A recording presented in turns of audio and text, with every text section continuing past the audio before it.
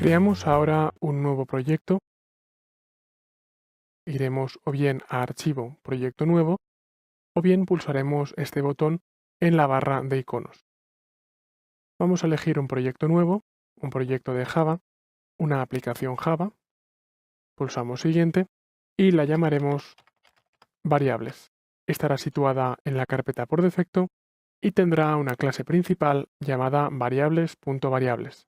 Evidentemente, cualquier programa que contenga variables no tiene por qué tener este nombre. Simplemente estoy poniendo este nombre con motivos docentes. Para demostrarlo, por ejemplo, haré que el nombre del proyecto sea mis variables, por lo que la clase principal pasará a llamarse misvariables.misvariables.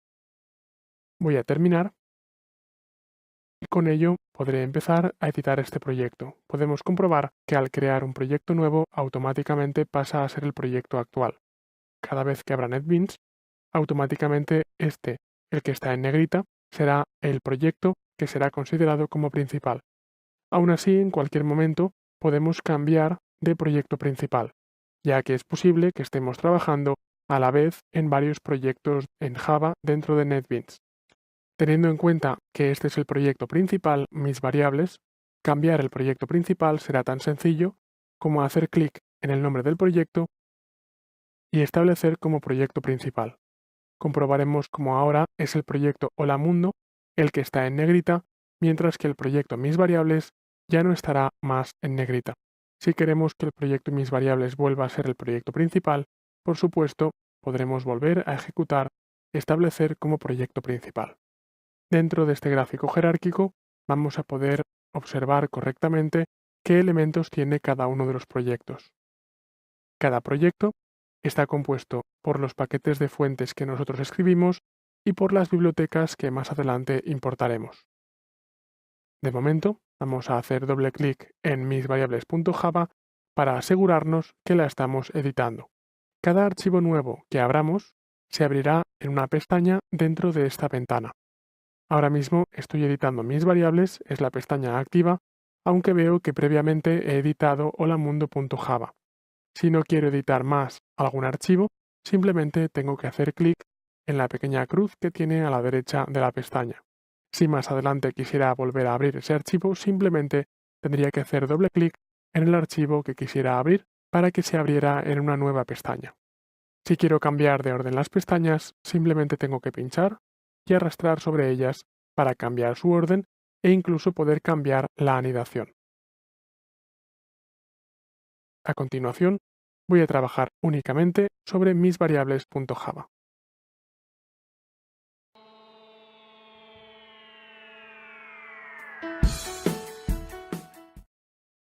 Definimos ahora, por tanto, el valor de nuestra primera variable. Estamos trabajando dentro del archivo misvariables.java. Comprobamos cómo tenemos el paquete, tenemos la clase pública y tenemos el método principal. Para ahorrar espacio en la aplicación, lo que voy a hacer es eliminar todos los comentarios.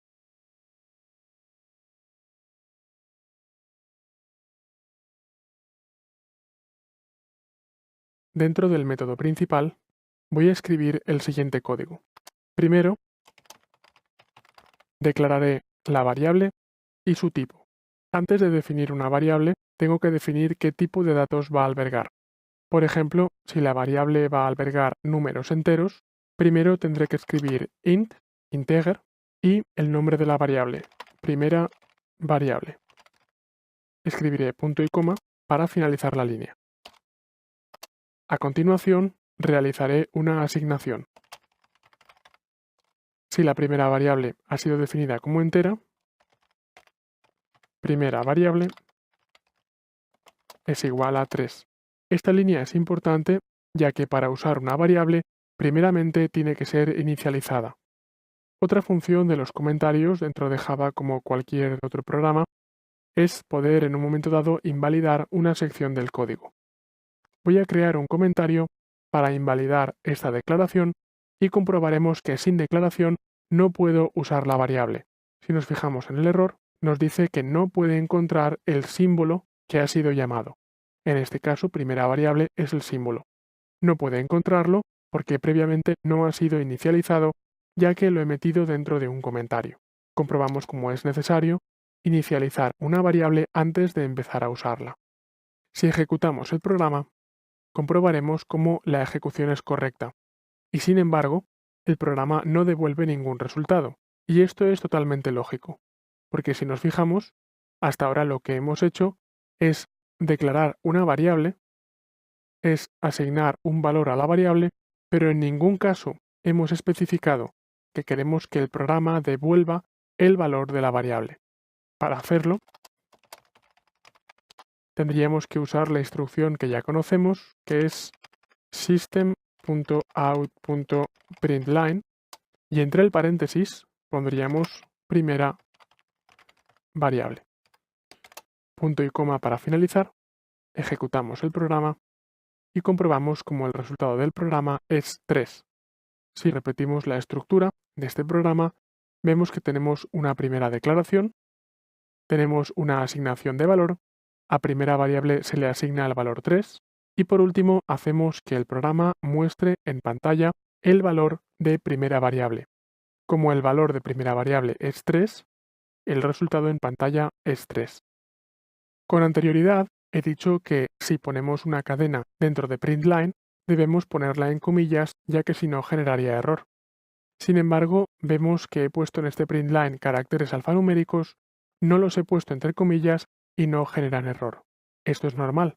No debemos confundirnos y debemos tener en cuenta que primera variable no es una cadena de caracteres, sino que es el nombre de una variable. Por tanto, el programa no genera error, ya que no entiende que tenga que poner primera variable como resultado del programa, sino que tiene que poner el valor de la variable primera variable.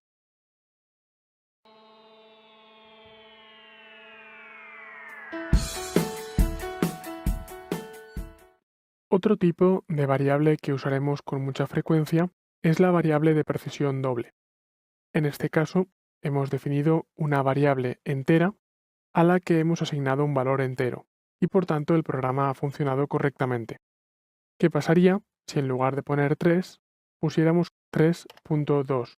En Java separaremos decimales con un punto y no con una coma.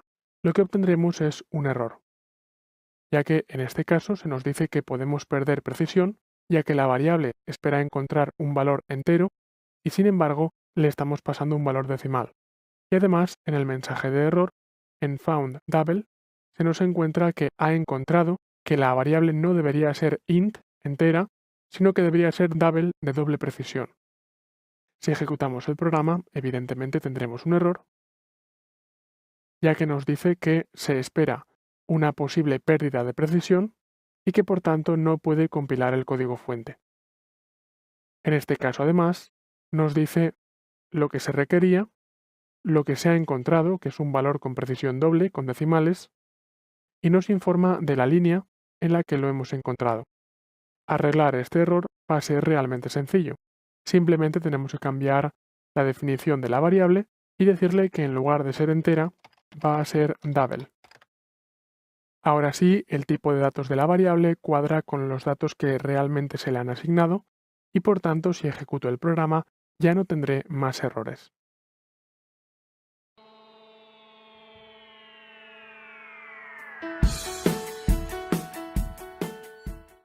Otro tipo de variables muy frecuentes son las cadenas. Las cadenas nos permiten introducir texto en el contenido de la variable. Para hacer variables de cadenas tenemos que cumplir dos requisitos. Primero, la variable se debe definir de tipo string. Comprobamos el error y dice que no cuadra la variable que se ha encontrado. Por tanto, la variable tiene que ser de tipo string. Además, la asignación de variable tiene que ir entre comillas para que el programa entienda que esta cadena alfanumérica es el valor de primera variable. Si cumplimos estos dos requisitos, vamos a no cumplirlos, vamos a poner int y comprobaremos cómo se requería una variable entera y se ha encontrado Java lang string, se ha encontrado una cadena. Por tanto, tenemos que poner una variable de tipo string y luego asignarle una cadena alfanumérica y hacerlo entre comillas.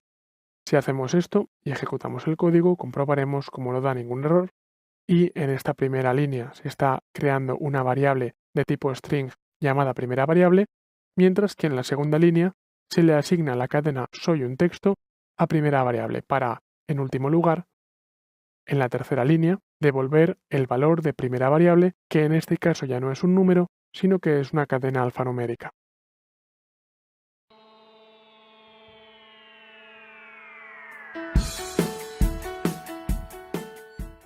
Otro tipo muy interesante de variables y que usaremos con mucha frecuencia son las variables booleanas. Las variables booleanas admiten dos únicos valores que son verdadero o falso, o lo que sería lo mismo encendido o apagado, activado o desactivado. Para que primera variable sea de tipo booleana, tenemos que cambiar string por boolean. En este caso, evidentemente, la asignación de la variable no es correcta, ya que espera que le indiquemos a la variable si es true, si es verdadera, o si es false, si es falsa. Al ejecutar este código, comprobaremos cómo el resultado es false. Si ponemos true, el resultado será true, será verdadero. Debemos tener en cuenta que si una variable es booleana, aceptará los dos únicos valores true o false. Si pongo 0, que en otros lenguajes de programación sirve para indicar falso, en este caso Java me dirá que 0 es propio de un tipo entero y no de un tipo booleano, y lo mismo ocurre con 1. Y por supuesto tampoco puedo poner verdadero o falso, ya que Java no reconoce estas palabras, sino que las interpreta como cadena. Por tanto, recordaremos que para usar variables booleanas tenemos que usar los valores true o false.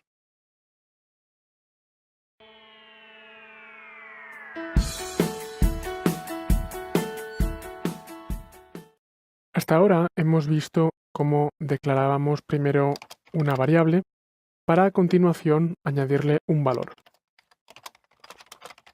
Este esquema puede ser simplificado si en la misma línea declaramos la variable y le asignamos el valor a continuación. De esta manera, la asignación quedaría de la siguiente manera. Declaración y asignación. Y ponemos string primera variable y sin pulsar retorno de carro igual al valor.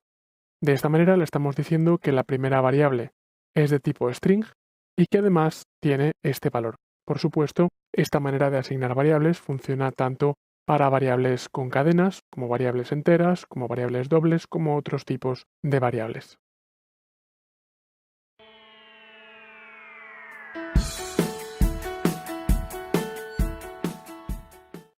En este vídeo vamos a explicar de qué tres maneras no debe declararse una variable, ya que si no generaría error.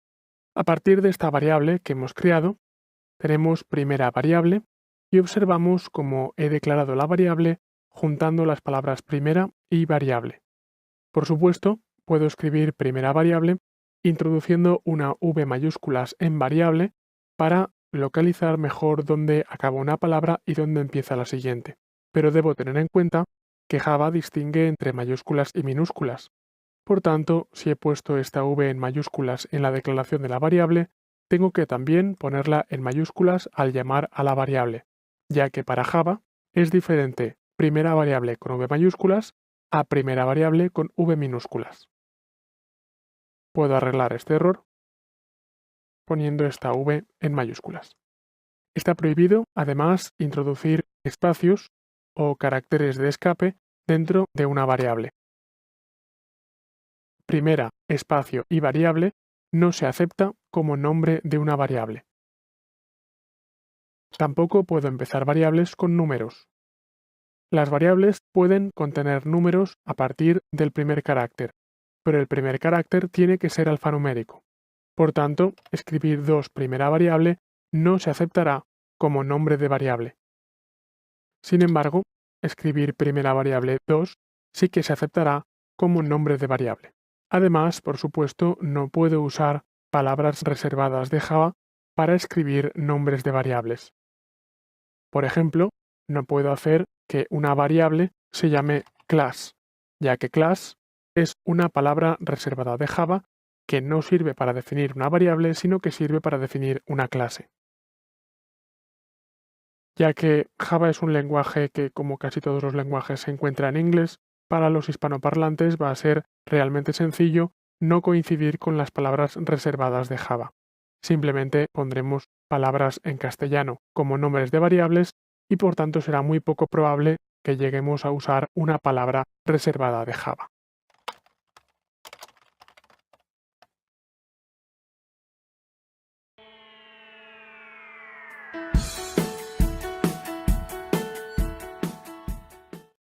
A continuación vamos a hablar de los caracteres de escape.